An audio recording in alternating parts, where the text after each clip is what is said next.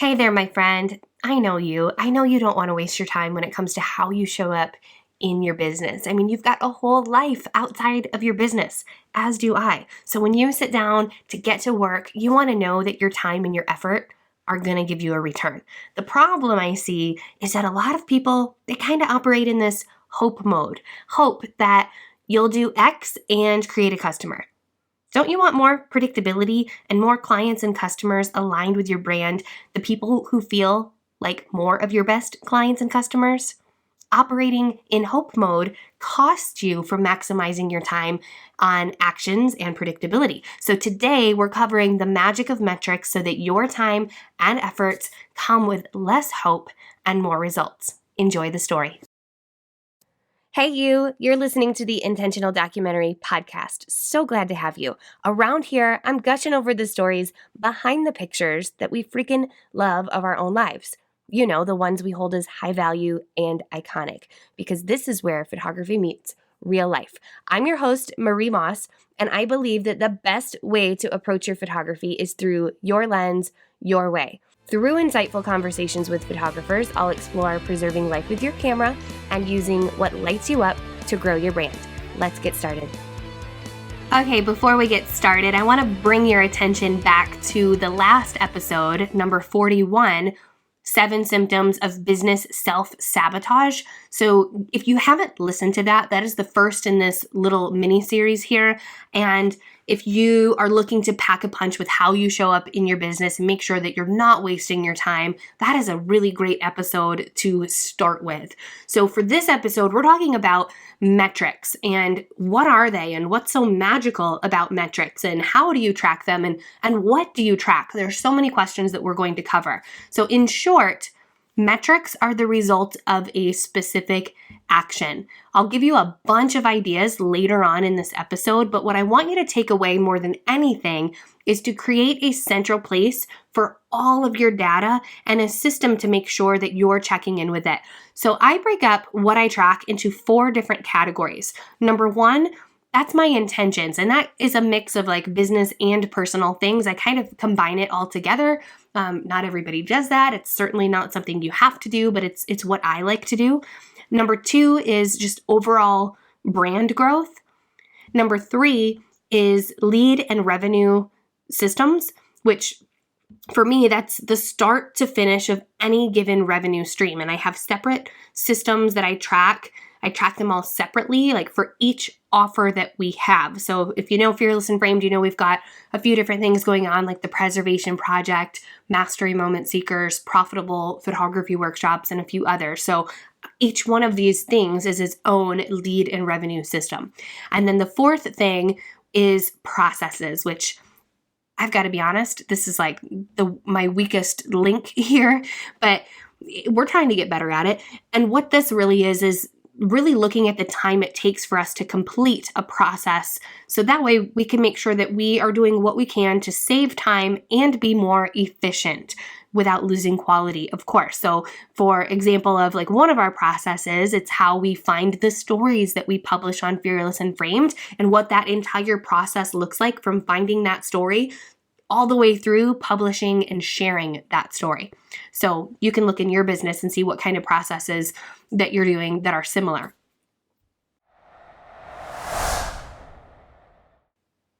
Did you know Fearless and Framed is actively looking for new stories to publish? This is your invitation to submit a story for consideration, my friend. We're looking for stories from all walks in life, meaning not just what we mostly see with stories of parents and little ones, but all walks in life, extended family, your traditions, experiences, friendships, love and partnerships, community, your neighbors, seasons of highs and lows, and everything in between. These are your stories, or if you're a photographer, your client stories. We want to see how you documented a super specific story of something you value. You can share one photo or many, or maybe you don't even have a photograph. Maybe it's a story you wish you would have recorded. Your stories serve readers by reminding them of parts of their lives they may be overlooking, giving them the opportunity to respond. We're also looking for new stories that show us how you're using your actual preservation pieces to connect with your loved ones. So email stories@fearlessandframed.com with a quick story synopsis, a link to a Dropbox folder or a gallery if you've got photos to share, and a link to the full story. Most people submit a Google Doc or something like that for consideration. Again, that email is stories@fearlessandframed.com. Our director of stories, Dreama Spence, and I would absolutely love to hear from you. What we're going to do is go through the what and the why behind each of those categories. Again, they are intentions, brand growth, lead and revenue systems, and remember, one system for every offer you have, and then processes, which are just basically the processes of all the little business operations you've got going on inside of your business. And I'll give you a bunch of ideas of what you can start tracking under each category. And don't worry, you don't have to write like a mad person. Go to fearlessandframed.com/042 to get a list of all of this and all of the links that I mentioned to everything inside of this episode right on the website. So, you ready? Okay, starting at the top, intentions. So when do you track your intentions? I do a mix of a monthly, weekly, and daily. I do a monthly reflection and planning session with myself that, I'll be honest, it takes a few hours. It takes a good chunk of time, but I wouldn't have it any other way because it brings me back to my center month after month, gives me clarity on what I'm doing and where I'm going and all that fun stuff. You can actually follow along with this. I've been rounding up my intentions and prior month's results into a post on Fearless and Framed. So I'll link to it in the show notes, like the ones that I've done so far. I just started this in January of 2019. And then in the next episode, I'll walk you through an example month. But here in this episode, I'm just giving you the meat and potatoes of like how to set all this up. So I use a few things to help me set my intentions. Number one, the Power Sheets by Cultivate What Matters. Number two, the Reflect and Thrive report by Kyla Roma, which isn't exactly for sale. It's something that I received for going through her program. The third thing is the Madness Planner by Jocelyn Shade of Method to the Madness. I love this thing. I use it every day. And then I have my own brain stream of ideas, which is just an ongoing list. Whenever an idea comes up, I add it to that list so that way I can stay focused on whatever it is that I'm working on and avoid being completely distracted and chasing a new idea. And then the last thing is Toggle, which is a time tracker.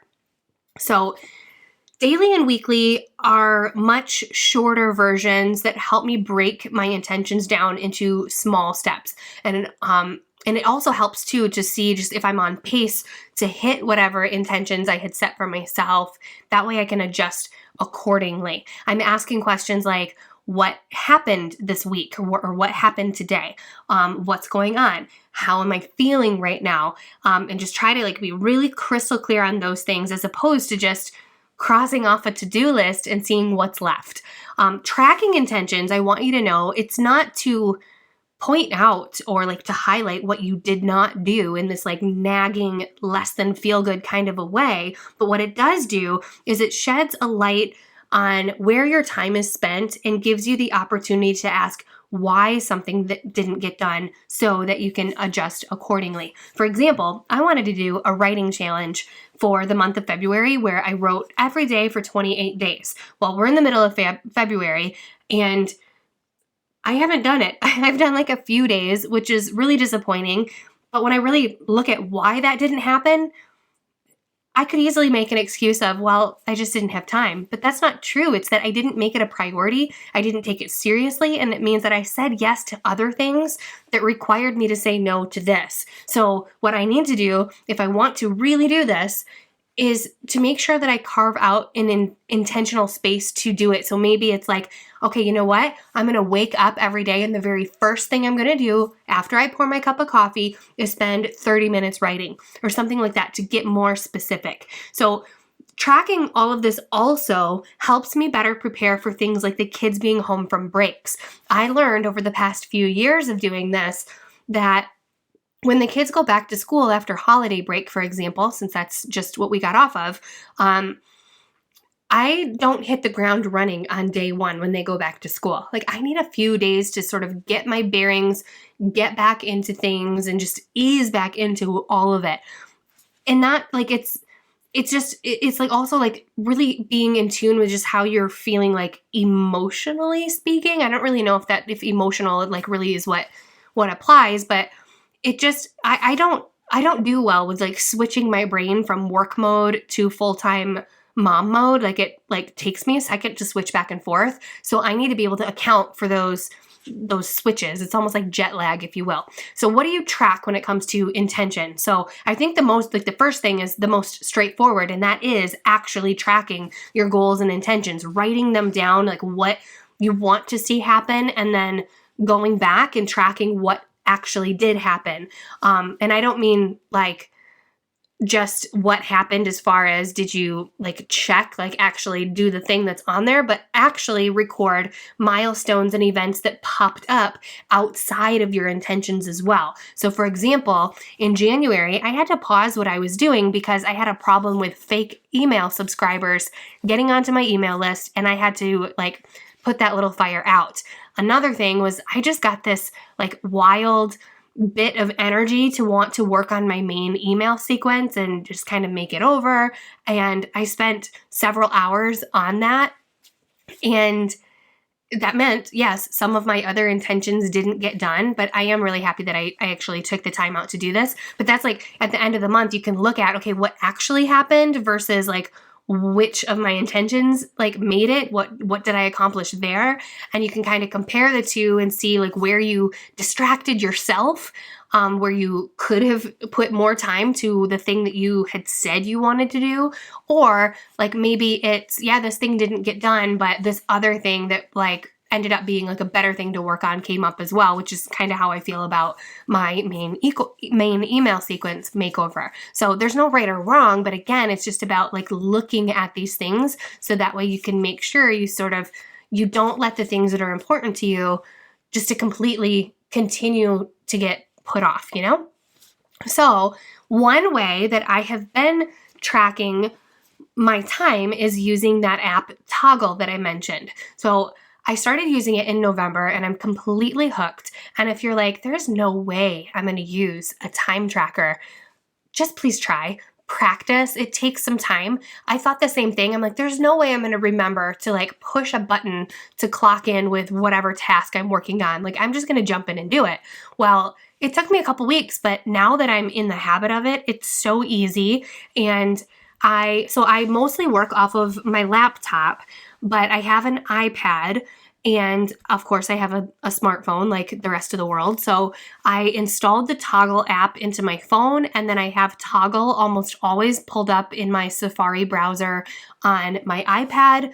And anytime that I'm switching between tasks, like now it's a habit that has like initiated and stuck. So I'd love to see you at least try, because it's just, I guess the best way to put it, it's like, it's so refreshing to be able to look back and actually see where you spent your time. So I'm just pulling up my Toggle report right now and to give you some ideas of categories that I track. So at any given time, I can tell you this week, today, last month, last year, like where I spent my time. So I have categories like admin things, community care, back-end setup, blog stuff, podcast things, time with my team. And then I have internal and external visibility, which the difference is like internal visibility to me is like if I'm posting on social media, that's internal. I'm speaking to my own audience. Yes, it could reach other people, but it's mostly my own audience. External visibility is where I might be a guest on somebody else's podcast or something like that, where I'm like reaching in front of new people. It's more of the PR work and all of that. So one thing that I learned from January was that I worked 118 hours total. So, I mean, that's just a cool number to have in and of itself, to know exactly how much time you spent in your business. 18 of that hours was doing bookkeeping, because I don't know if I mentioned on the podcast before or not, but I was really behind with my 2018 bookkeeping, and it was my goal in January to get that done, which I did. But now I know I spent 18 hours doing that. So it also helps to see, like, bookkeeping is one of those things that you could outsource. So was 18 hours of my time worth it for me to spend on that versus outsourcing that? So for any little thing that you're doing in your business, it's always like just so nice to be able to see that that divide, I guess, of whether it's better for you to do this or for somebody else, if it's cost effective, all that fun stuff, if it drains your energy, that kind of thing. So I also can learn from that, and by breaking up the different tasks in my business, how many hours I might need when I hire another community manager based on how many hours it's taking me to do the work. So kind of like the bookkeeping thing, like that is actually something that's actively on my mind for 2019, is hiring another community manager. And by me paying attention to how much time I'm spending on it, now I'm going to know like how much time I can expect somebody else to do it and how much I need to budget for their pay. So it also calls me out for not doing the PR work that I keep telling myself that I need to do to get the Fearless and Framed content out to new audiences. But that is like the one task that I rarely ever seek out. I'm so much more comfortable creating content and just serving the community that we already have. I'm recording a podcast like this and things like that. Rarely do I do the work or to try to like maybe get published on, I don't know, the Huffington Post or get onto another podcast. So I see that because of tracking my time. So I think even if you're hesitant on it, try it. There's nothing you can lose. And then the last thing, which I kind of brought up with telling you the tools, it's the ongoing brain stream list of ideas. So it's not only that I am writing down these ideas and putting them in one place and just trying to clear them out of my head, but I like to track when I'm getting these ideas as well, because it's our job to manage our energy, right? Like we've got to pay attention to the tasks that drain us, to the tasks that elevate us, and we need to pay attention to when we're feeling most inspired, because that's our job to get us into a place where we can connect to that inspiration. So that kind of sums up everything for intentions. And again, you can go to fearlessandframed.com/042 to see all of these in a list format. Part 2 is brand growth. So I look at every single month our overall numbers and impact. If I had to sum it up to what that means, it's really just that. Right now I'm using my bound and printed Reflect and Thrive report from Kyla's program to store everything. But in the past, I've used a planner for entrepreneurs. You can use a spreadsheet. You can just have like a Google Doc, like anything, just start. And I check in with all of this stuff on a monthly basis. So the first question I ask, and what you can start asking, is who have I helped? Who have I made an impact on this month, and how? So I think that is like really, really important, like the biggest thing that we should all be asking, because if nothing else, what you're doing, like the point of it, I think, is making an impact, big or small, right? So we need to pay attention to that. So I ask that, and the way that I track that, this one's like the one where I'm like the most disorganized, because it kind of comes at me in all different ways. I might see a podcast review here in iTunes. I might see a DM on Instagram or a comment on Instagram, or it might be somebody's post or a comment in one of my Facebook groups, or it might be in my inbox. So I have different folders for different things, and I try to file it as best I can. But at the end of the month, like I try to like review all of that. And if nothing else, it just feels good to know that like we've actually made a difference, even if it was something small. Like I think like one of the best compliments that I ever get, I don't know if it's really a compliment, but I get a lot of thank yous for people lately telling me, like, in their photography journey, thank you for helping me like just stay connected and remember my purpose, because it's so easy to be distracted by what everybody else is doing and things like that. Or maybe I reminded them through content that we shared, which could be from a contributor, not necessarily me. of a story in their life that they've kind of been overlooking and things like that. It's so important to know the difference that you're making in the real lives of the humans that you're serving. So that's the first part. The next thing that we track is the content that we've published and shared. So I use these calendars made by TF Publishing. I'll link to them in the show notes. I like them because they're not a wall calendar. They're more like a notebook.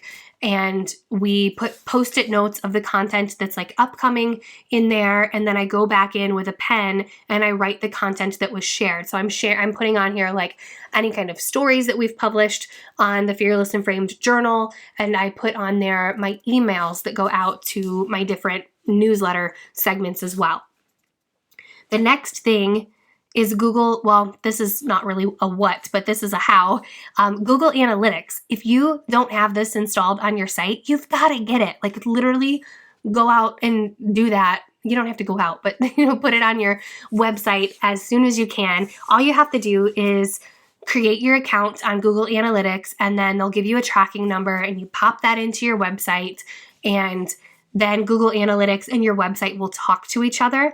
And I use a third-party checkout page software app called Samcart. So I have that integrated with Google Analytics as well, so that it partially tracks like sales for my products, and all of it talks together. So it's so amazing to be able to go in there and see what your website is doing for you and see how your website is performing. So what I track are like, these are just a few things that you can track. Google Analytics, it actually is something that is way bigger than the knowledge that I actually have. I have a lot to learn in there just for myself. But here's a few things that I track. I track my overall website traffic. So every month I know how many people were on my site. I look at the page views, and then I also look at unique visitors, which are two totally different things. And there's correlations between those with different like events that are happening in the business. So if we do a month where we have a lot of contributor content on our journal, then most of the time our contributors will share whatever was published with their audience. So then my unique visitors are typically higher, and there's a little pie chart in there that tells you like the percentage of returning visitors versus new visitors, and that always matches. Like the returning visitors is higher when we don't have contributor content, and the new visitors is higher when we've shared a lot of contributor content. So it's just really interesting to see these really small details that really give us an indication of how our content is performing. So I also look at the behavior. I'm looking at the most viewed pages on the website. So you want to know what content of yours is your audience most interested in, and then put more energy into those pages that are already getting eyeballs on them to make sure that they are actionable and they're not just something that your audience is reading and then closing the tab. You want them to take a next step. So it's really important to make sure you optimize that page to make sure that next step happens and you can measure the entire thing. So Google Analytics also tells us where our traffic comes from. So if you go into the behavior section, or is it acquisition? I think it's acquisition.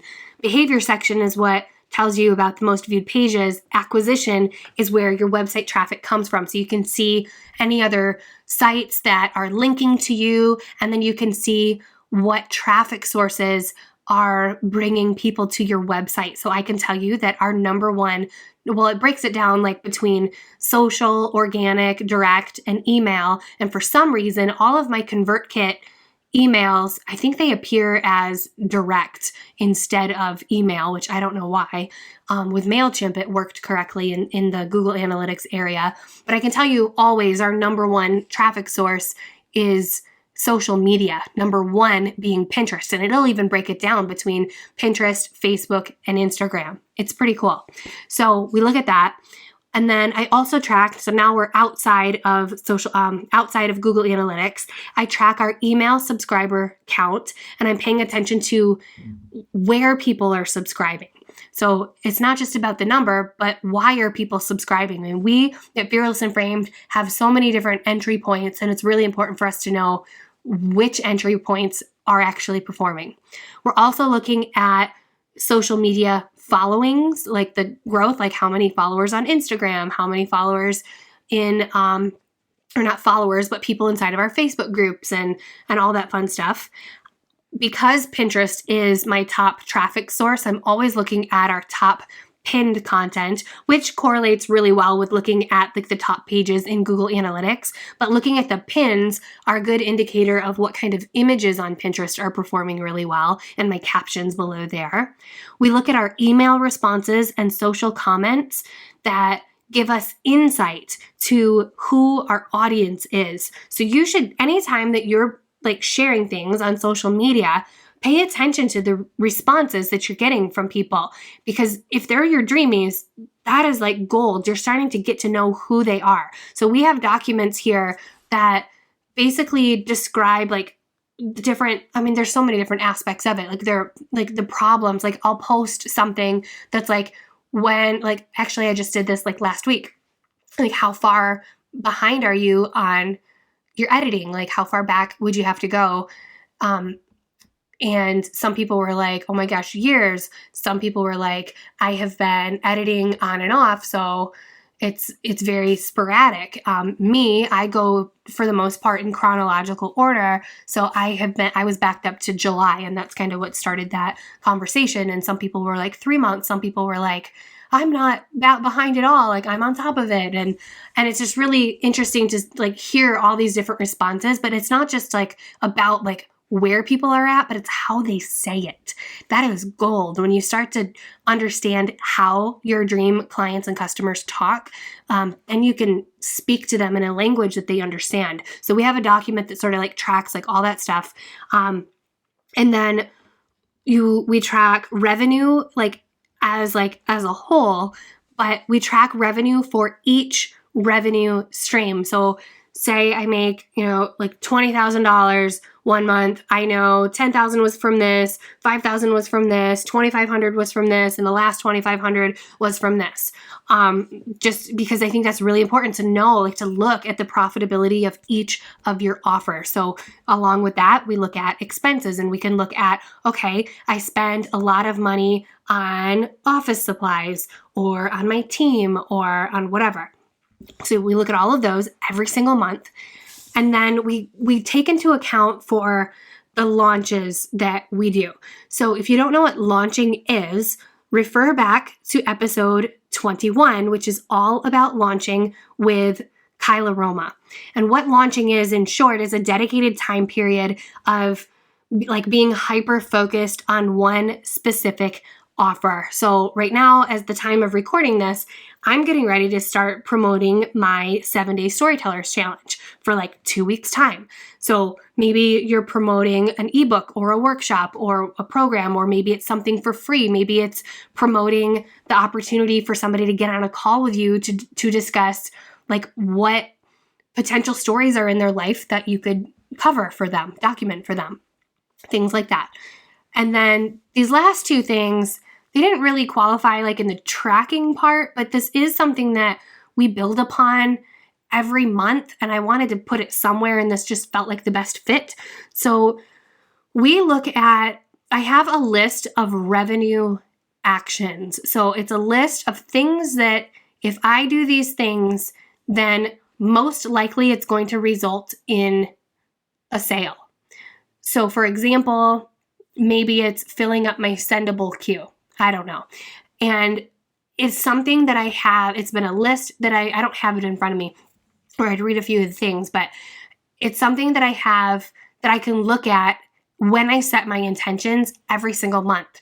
So it helps when I look at my overall business growth to see like, man, like that one thing that I did like really moved the needle in how many subscribers we got or how many new sales that we got. So I pay attention to that stuff and have an ongoing list that I can kind of look at as a menu of options of how I'm going to spend my time, So then the last part of that is the important contacts. And I talked about this in the last episode, but I try to like look back at anyone that I came across. Like a lot of the time I'll be laying on the couch and I find somebody on Instagram and I take a screenshot, and it lives there of like who this are. And maybe there's somebody that I might want to have on the podcast. Maybe they're just a photographer that I'd like to invite to contribute a story to our site, or whatever the case may be, a potential customer. And if it just lives in a screenshot on my phone, it's not serving me at all. So I like to try to move these people to the important contacts list, so that way I have the opportunity to respond. So, this is a lot, isn't it? We're only halfway done. I just want to remind you that all of this is at the show notes, or on the show notes at fearlessandframed.com/042. Part 3 is lead and revenue systems. Every single one of your offers, whether it's your photography services, it's a class that you do, an ebook, another kind of service, products you sell, etc., all of them are part of a bigger system, whether you've intentionally created the system or not. For my documentary photographer listeners, creating this is exactly what you do in my Mastery Moment Seekers program, which I'll link to in the show notes. Your lead and revenue system, or systems plural if you have more than one offer, starts with intentionally crafted content and all of the pieces that follow leading your potential client or customer to your offer. And this can be a mix of online or off, just depending on how you run your business, how you get your leads, how you get your booked clients or sales. Potential clients and customers, they see, say, a social media post or an article on your website, and then maybe they move to an opt-in page that brings them onto your email list, and then they see a certain set of emails, and then eventually they see your sales page. So maybe you might have inquiry calls in there, or some kind of event that you do online. Maybe it's some sort of a networking thing with local businesses, or you run a workshop, like a beginner level photography workshop kind of a thing. So what you want to do is track the behavior that's happening throughout, chronologically from start to finish. You want to know where someone stops paying attention, or when they're practically rabid for more. So what I've started to do to because there's so many steps that it's kind of hard to picture it all in your brain. So what I've started to do, and it costs a little money, but I think it's worth it, is create printed and bound system books that show the system in chronological order.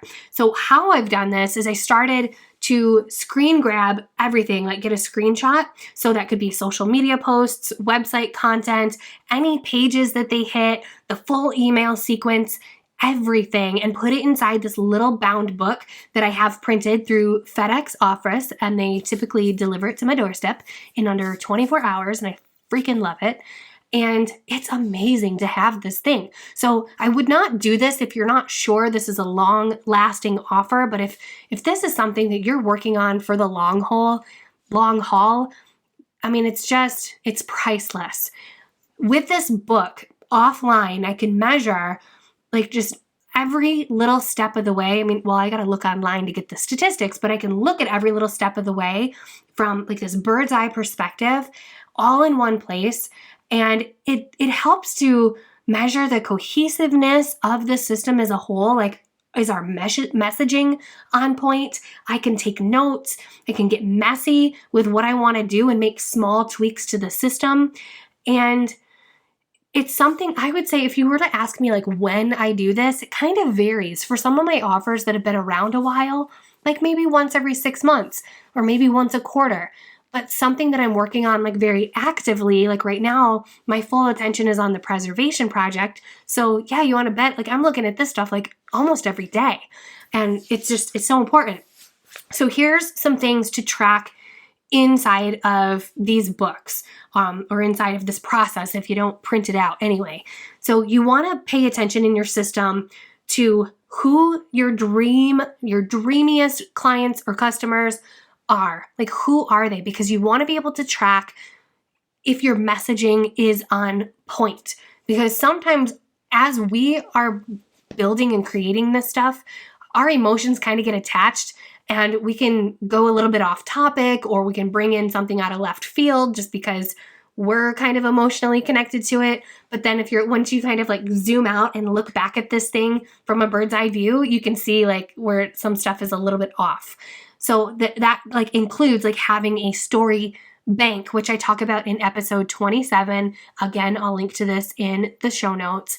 That way you have this like grab and go content that can be placed in different parts of your system, whether that's a social media post where you're trying to spark up a conversation on a certain topic, or maybe it's a full story that's part of a blog post on your site or an email. The next thing I track in here is the traffic to every interaction, like how many eyeballs were on every little piece. So that could be like a piece of content on your website. It could be a landing page or a form that's inviting people to opt in for something, or a sales page or investment page. Then we also look at the conversion rate for opt-ins and sales. So maybe you have 500 people who visit your sales page pitching them your class or your ebook or your photography coverage or whatever the case may be, and say 5 people buy. Then you know that's 1% of the people who are visiting that page are buying or opting in or whatever. So it's just a good number like to measure. And I know you're probably thinking like 1% is really small, but that's not the point. It's just knowing the metrics. That's the point. That's the magic. We look at the email open rates and click rates of every single email. And I do this, like I've got these systems in place. And so when like every so often when I'm working on this system, if I see an email that's like that has a big dip in the open rate, then I know to change the subject line to try to something else to help people want to open that email a little bit more. I might not have to take the whole email out yet because it could just be a tweak with the subject line. And maybe I try a few things, and if that still doesn't work, then yeah, maybe the email's got to go. The next thing is the why did you and why didn't you buy? Both of those answers are gold in understanding like what people are seeing when they're looking at your stuff. Because why they bought, it's always because they believe in this transformation, that they believe that your product or service is going to, or your class or whatever, is going to provide them with. So it's important for them to articulate what they believe that transformation is and why that's important to them, because that is a language that you can give back to people. And it's important to know because sometimes people will buy something from you and it's not actually what they want, and their perception is just a little bit different than what you're trying to express. And that is really important. That's when your perception and their perception of what your offer is matches. That's when you have your best clients and customers. Because if that's a little bit off, that's when you start to butt heads and have some problems. And so on the other side of the coin, it's the why didn't you buy? And it's looking at their perception of what this is. And maybe it's a genuine like thing that they don't want, or maybe it's they're looking at your offer and they're just not sure they're going to get what it is that they want. And it's your flaw in your communication. So there's, a lot of different things that you can look at with knowing those two things.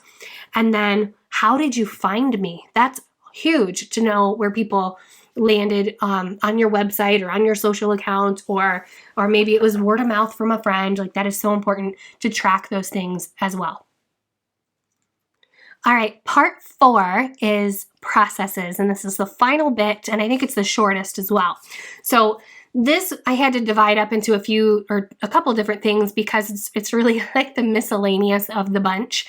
But number 1 in this is onboarding, which is the system you have in place for what happens after a customer or a client buys and they're moving forward with you.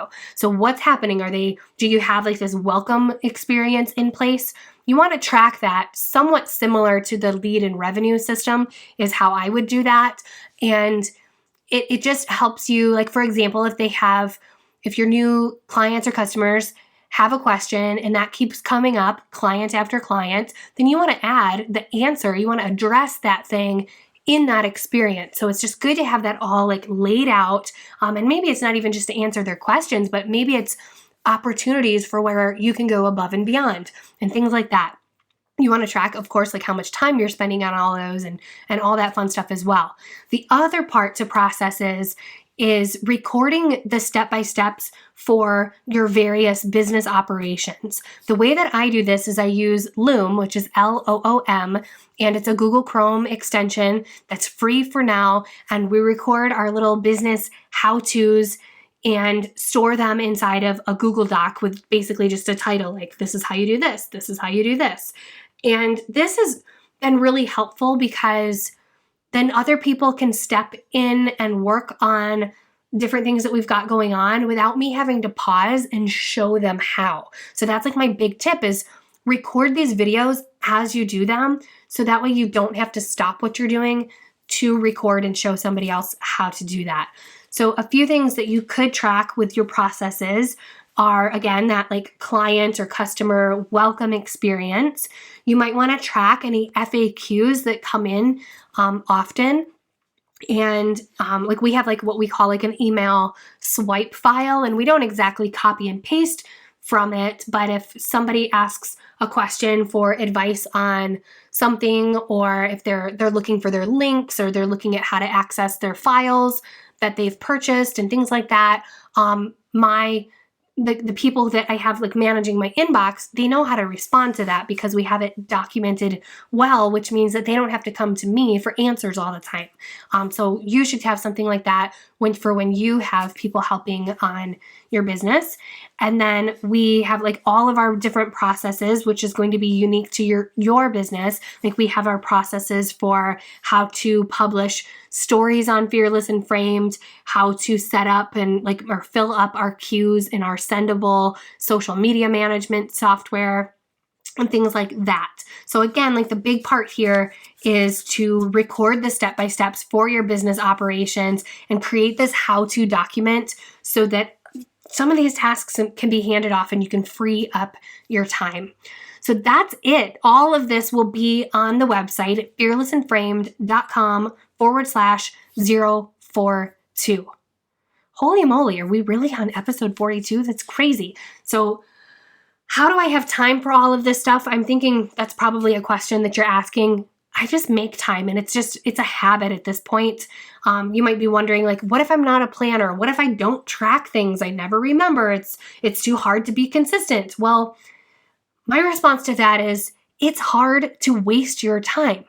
And my little testimony to tracking is this. There's definitely time for experimenting, but most of my actions now are intentional. I can guess the results before they happen. And like, for example, I know if I fill up my sendable queues, which are basically just like content that goes out on certain days at certain times on different platforms, I know if I have those queues filled up, my email subscriber rates will nearly double. That's just a fact. I know that will happen. Do you have that kind of predictability in your business operations?